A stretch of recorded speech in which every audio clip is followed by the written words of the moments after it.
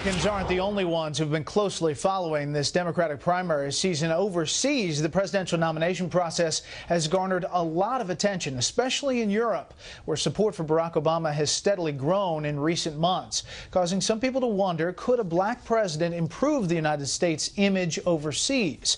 Sarah Baxter is the Washington bureau chief at the Sunday Times of London. She joins us now. Hi, Sarah. Thanks for being here. What about this? The coverage has been astonishing as we took a look at some of the papers from around the world after Tuesday and the final primaries. You just see every paper devoting a lot to Barack Obama. We've got a major crush on Obama, I think it's safe to say. We started off a little skeptical. A lot of people in Europe remembered the Clintons, quite liked the idea of the restoration, a little bit skeptical about the idea of going Bush Clinton forever, but they were a known quantity and fairly popular. Obama, it's like falling in love there. People just can't get enough at the moment, and they're reading and reading about him. I think he will do good for America's image because he does represent, as Hillary Clinton said, in his person, the American dream, and that's good. But when he becomes president, I think we'll move into a different phase, and there might be a little bit more skepticism then. Obviously, he has another hurdle in John McCain. Absolutely. Also popular in Europe, is that right? I was going to ask you about that. Nowhere near as well known.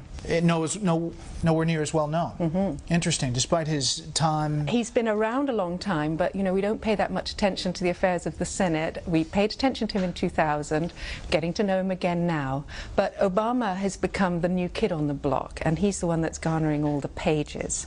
And of course, it's not just in Europe that people are interested. People in Egypt have been saying, wow, he almost could pass for an Egyptian. Well, look at that, and he's going to be president. And that's very good, I think, for America's image, that it's genuinely is a democracy where everyone's got a shot. You know, that log cabin to the White House idea is now gone global. Someone with a Kenyan father can become president. It's a great advertisement. So his race is a part of his attractiveness in Europe?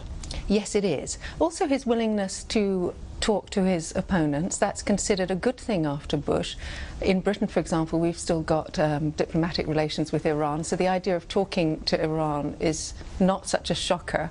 But it doesn't mean that we've got the same interests as Iran, and of course he's got to navigate very carefully there. In a post-9/11 world, there's not a security question about Barack Obama's foreign policy experience or ability to keep not only the U.S. but Europe safe? Yes, and I think he actually presents a challenge to the rest of the world, because if he's too easy on you know, foreign dictators, etc., that actually won't go down very well with us.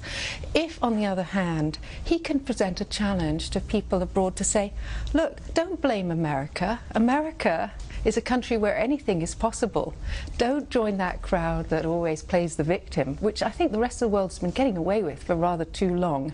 And I think his election might force some people to address whether they've just been conveniently saying, well, America's the big Satan, it's evil, etc. And then say, well, actually, that cannot possibly be true. Okay. Sarah Baxter, Washington bureau chief for the Sunday Times of London. Thanks for the European perspective. Cheers.